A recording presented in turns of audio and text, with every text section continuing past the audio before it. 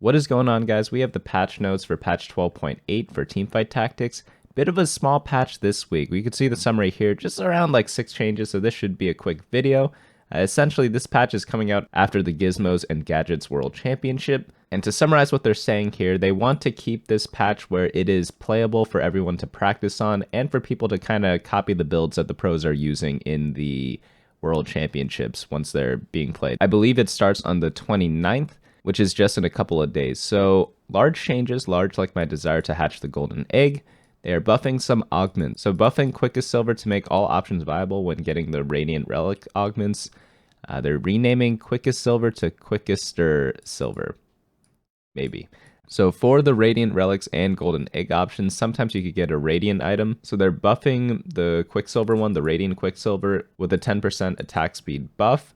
I'll be honest, I haven't played enough of the Radiant Relics in order to fully get this one, but I probably would take other items over this, so buffing this seems perfectly normal. So onto the traits. Vertical Chemtech lost a lot of survivability after we nerfed the traits damage reduction, so we're giving back in more appreciable and counterable ways. Scrap is one of the most contested comps in the game. The power of 4 scrap is mostly in the item component conversion, but right now the shield is so huge that the trait is universally powerful. I agree with that. The shield from scrap has always been very decent. It's been very splashable, and especially like in the mid game you could run 4 scrap even if you're not going for a 4 scrap build. So overall, like, I don't think scrap should be something used in the late game that often as like the main identity. And this is not speaking from like a fun perspective, because I do like playing scrap in the late game because like using the item components is pretty neat. But I'm talking more like if you're actually looking at the scrap trait, it's supposed to like keep you a little more flexible before you build all your items. Like theoretically speaking, that's what the trait screams out to me as. So with that in mind, it seems more geared towards the early and mid game. So in the late game, I don't think scrap should be like the most powerful thing ever. But Chemtech percent max health regen 4, 7, 10, 18 is being buffed to 5, 9, 13, and 20. So just like 1 or 2% at each level. Enchanter percent increase to healing and shields is being buffed a little bit too. They've been buffing enchanters a lot recently.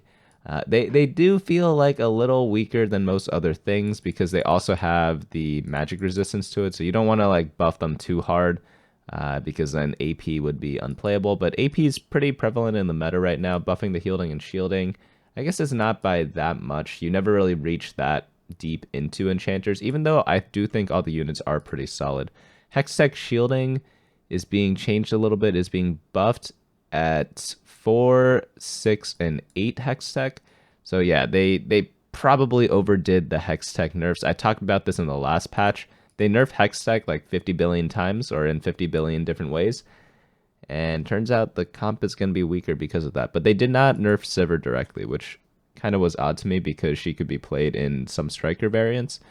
But Mutants Cybernetic Enhancement Health is being nerfed a little bit at 5 and 7 mutants, so the 3 mutants staying the same. Cybernetic was pretty solid, but okay, this is the one I was looking out for. Voracious Appetite, Attack, Damage, and Ability Power. This was one of the more popular mutant variants in the most recent patch. They are going to be decreasing this by 2 ability power at 3 mutant, 3 at 5 mutant, and then 4 at 7 mutant. So that should definitely put it more in line a little bit. Essentially what you could do is build your team to have a bunch of different spawners so that you could get more benefit from this. So you could build stuff like ZZ Rot Portal, which greatly enhanced the benefit that you got from Voracious Appetite. And it was essentially like, yeah, one of the more popular mutants of the last patch. So I am glad that they fixed that up a little bit. Scrap shield per item component is being nerfed a little bit at 4 and 6 scrap, just like how they described in this paragraph above. Syndicate armor and magic resist being buffed by 5, and the 7 bonus amplification is being buffed by 5% as well. Yeah, we have not seen that much into Deep Syndicate in this patch. You really only use it in Ashe reroll. There were some Ahri builds at the beginning of the set, but then they kind of disappeared in favor of the Arcanist Ahri builds. In fact, Ahri hasn't been like that dominant almost ever, if I can remember correctly. So yeah, I mean, Syndicate's hard to do because you don't want to buff Syndicate too much because then you put a Syndicate spatula on a random legendary and then they get too strong. So you do have to watch out. Maybe buffing the individual units of Syndicate might help them a little more than buffing the trait. We'll have to see if they do any of that in the small changes. So small, like your backliner's attack speed after a Frozen Heart Ekko hops on your carry. Yeah, in case you guys didn't know, Frozen Heart Ekko, it seems to be one of the more popular random unit item combinations that you can do right now. A lot of people really like it. I think it's actually pretty good. I feel like Frozen Heart's one of the more underrated items in like the history of TFT and is definitely seeing some use right now. So onto the augments. Portable Forge option Eternal Winter attack speed slow is being buffed by 5%. Onto the next ones, we have units tier 2. Zillion Time attack speed bomb slow is being buffed a little bit at 1 and 2 star Zillion. Units tier 3. Ekko's Parallel Convergence attack speed slow is being changed from 25, 25, 35 to 20, 20, 30. And then Gangplank is getting a tiny, tiny nerf. And they say they're doing that to keep Gangplank in check from becoming Gangbank, or is it Bankplank? I think it is. I'm leaning more towards Bankplank. Units tier 4, make sure 3 and 4 costs are worth the investment. Khazix Void Assault damage attack scaling is being nerfed a little bit at level 1, nerfed at level 2, but buffed at level 3. I do agree with this. 4-star, 3 cost, no, 3-star, 4 costs. They have not felt that powerful. Like, I see them get second place all the time to like regular looking teams, which just completely shock me because it's pretty hard to get those. I feel like it shouldn't be an auto win, but it probably should be the only thing weaker than like a 3-star legendary. Obviously, like 3-star legendary is entirely on a league of its own, but I feel like 3-star 4 costs like get second place way more often, or even like I've even seen them get like 4th place. But it happens like way too often considering how hard it is to get.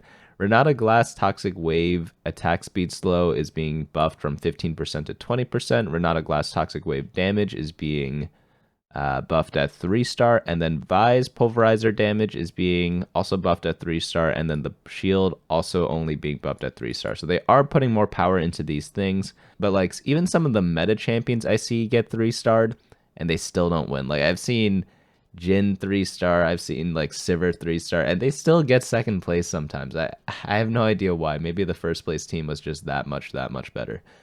Units tier 5, well, obviously they were because they won, but it still seems weird to me if they don't have something in comparable power. Reeling in the loose cannon, Jinx rocket form attack damage scaling is being nerfed at 1 and 2-star. I'm not really too sure how to feel about Jinx. It is just like a small touch-up. It is in the small change section, so it shouldn't really do that much. I felt like Jinx was fine, though, but maybe they thought she was a little OP. Items, as described in the augment section above, we're restructuring our attack speed slow system. So Frozen Heart is being changed from 35% to 30%, so that is definitely a nerf to the Frozen Heart Ekko. They nerfed Ekko by 5% in his slow, and then Frozen Heart by 5% as well. So maybe we're not going to be able to see that much or that tech that much anymore. Double up, players will now take a minimum of 1 damage upon losing a round in double up, and this was due to like a rounding calculation from before. So yeah, now you'll always take a damage if you lose a round. Bug fixes, shades off. Fix an issue where Sunlight Cape, which is the Radiant Sunfire Cape, to only affect enemies within a 1 hex range.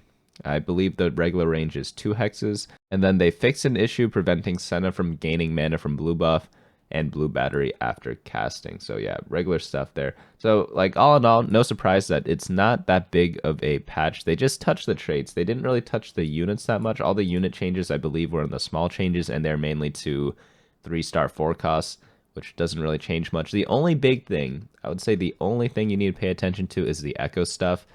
Parallel Convergence and the Frozen Heart. That was like very popular combo in the past like month, I would say. So I guess using that a little less, maybe you could go for more attack speed comps. Maybe that's going to be more popular. We'll have to see. I'll be updating the meta snapshot on Friday, as I always do on my website, BunnyMuffins.lol. But again, like not too many changes. I do think maybe attack damage comps or attack speed comps got buffed a little bit, and so maybe you play those a little more than you would AP. But again, super small patch, so don't like look too deeply into this, I would say. But I hope to see you guys on Friday.